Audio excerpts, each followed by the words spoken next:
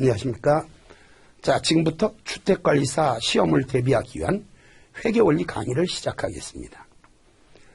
자, 우리가 흔히들 말하면 주택관리사 시험하면 1차 시험과 2차 시험으로 구분이 되고요. 1차 시험은 이제 2교시에 걸쳐서 치러지게 됩니다.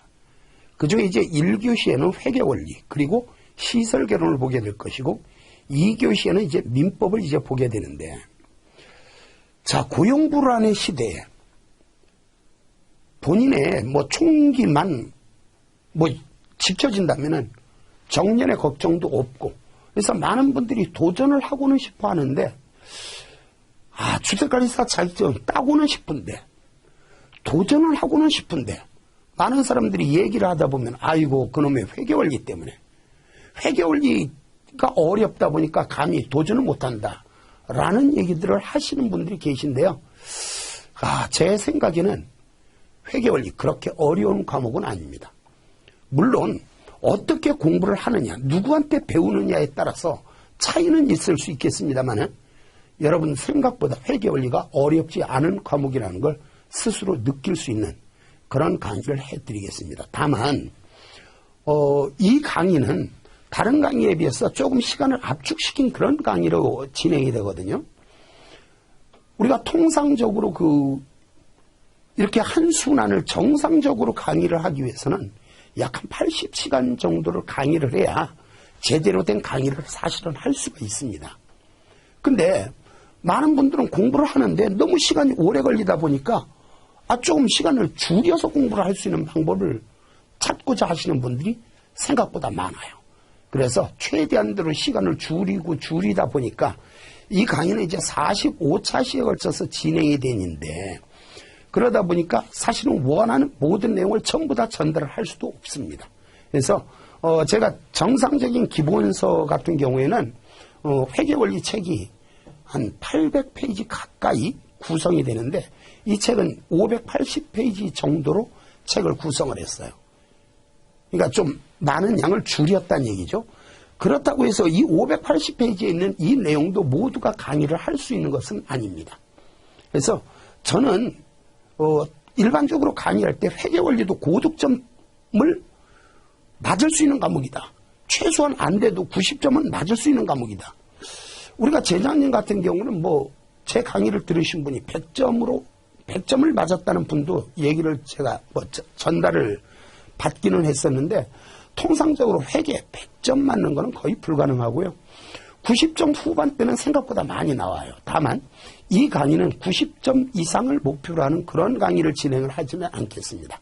한 80점 정도를 저는 타깃을 잡고 강의를 하니까, 가끔 가다가 주택관리사 공부를 하시는 분들이 무슨 말씀을 하시면 되냐면은, 회계는 과락만 면하면 된다, 이런 생각을 하시는 분들이 계시는데, 글쎄요, 과락을 면하는 걸 목표로 해서 공부를 해서 과락을 맞는 분, 실제로 과락을 면하는 분들은 그렇게 많지는 않은 것 같아요.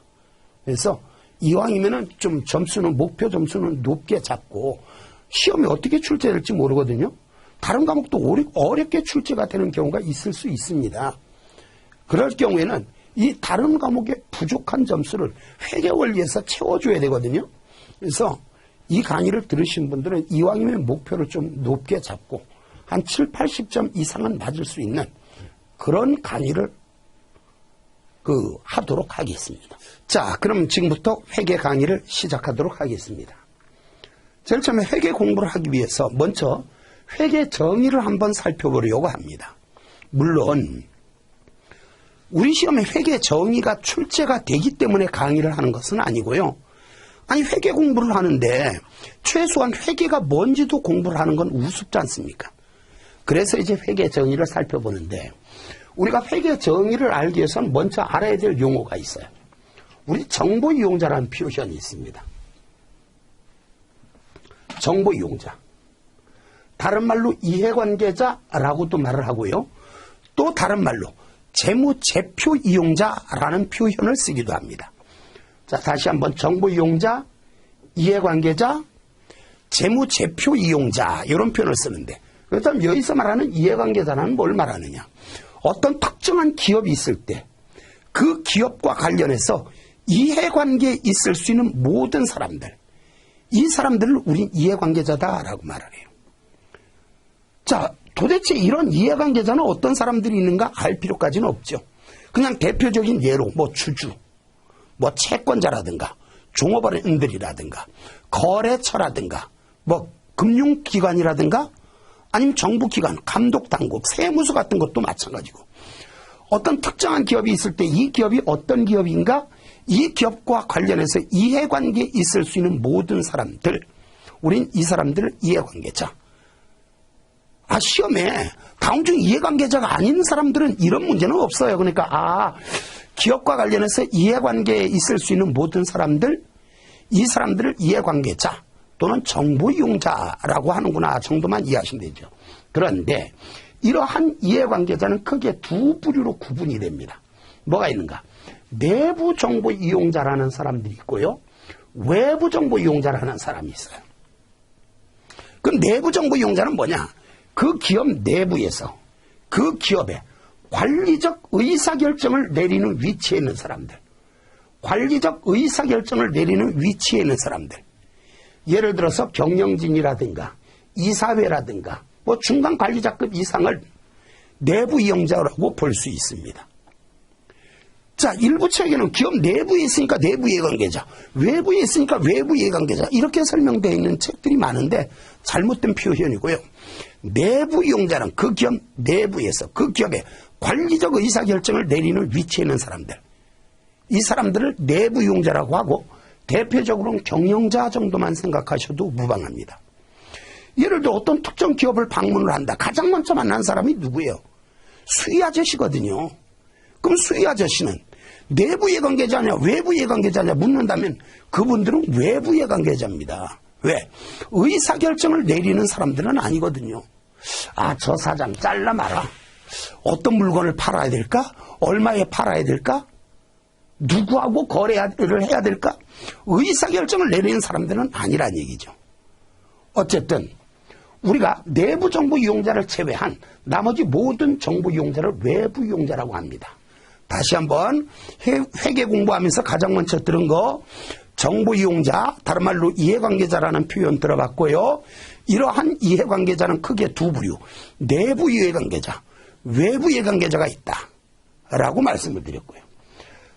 자, 나중에 여러분들이 뒤에서 재무보고를 위한 개념체계라는 걸 배워요. 재무보고를 위한 개념체계.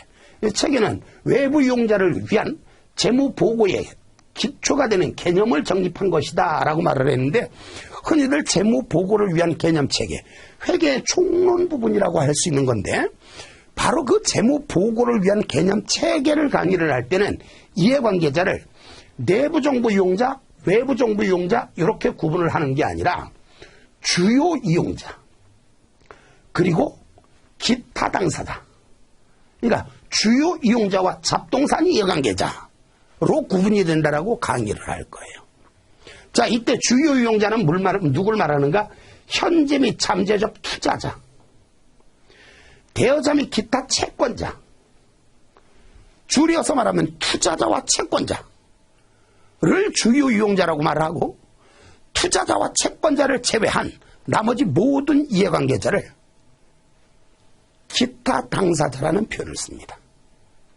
자, 다시 요약해보면 이해관계자는 크게 두 부류다. 내부정보 이용자, 외부정보 이용자. 그런데 재무보고를 위한 개념체계라는 곳에서는 정보 이용자를 주요 이용자와 기타 당사자로 구분을 한다. 이때 주요 이용자는 누구를 말하는가? 투자자와 채권자를 말한다. 여기서 말하는 흔히들 말하는 이해관계자 또는 정보 이용자는 반드시 현 시점의 이해관계자만을 의미를 하는 것이 아니라 미래의 잠재적인 이해관계자도 이해관계자가 될 수 있다 정도는 참고를 하시고요. 자, 그러면 지금 제가 설명드리려고 하는 건 회계의 정의를 설명드리려고 하는데 도대체 회계는 뭐냐? 정의를 내릴 것 같으면 회계 책들을 보면 다양한 회계 정의가 나와 있어요. 근데 저는 가장 완벽한 정의는 이렇게 내립니다. 회계는 정보 시스템이다.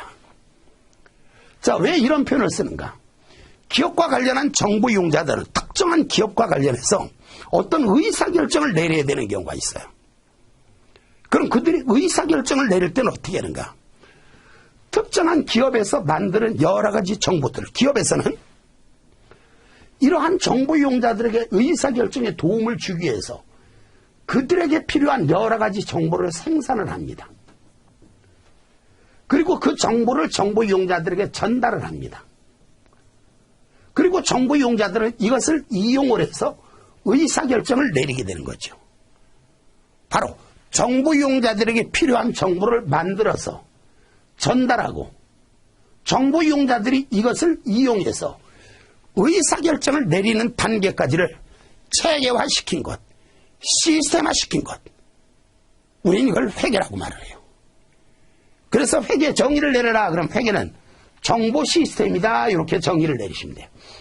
한 차례 읽어볼까요? 회계란 기업과 관련한 정보 이용자들의 합리적인 의사결정에 유용한 정보를 식별, 측정, 전달하기 위한 이렇게 나왔는데, 자, 여기서 식별을 한다 이 얘기는 무슨 얘기냐? 정보 이용자들에게 필요한 정보냐 아니냐, 필요한 정보냐 아니냐를 판단을 한다는 얘기예요. 그리고 측정을 한다는 얘기는 그걸 금액으로 환산을 한다는 뜻입니다. 금액으로 환산을 한다.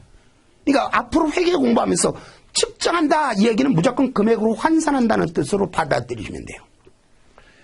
그것을 전달하기 위한 정보 시스템으로 정의할 수 있다. 이러한 정의는 결과적으로 회계가 추구하는 궁극적인 목적은 정보 이용자들에게 유용한 정보를 제공하는 것, 유용한 정보를 제공하는 것, 회계 목적은 유용한 정보를 제공하는 것. 자, 그리고 이게 정보 이용자 나왔는데 정보 이용자는 그냥 이해만 하시면 되지 시험에 나올 만한 내용은 아니에요.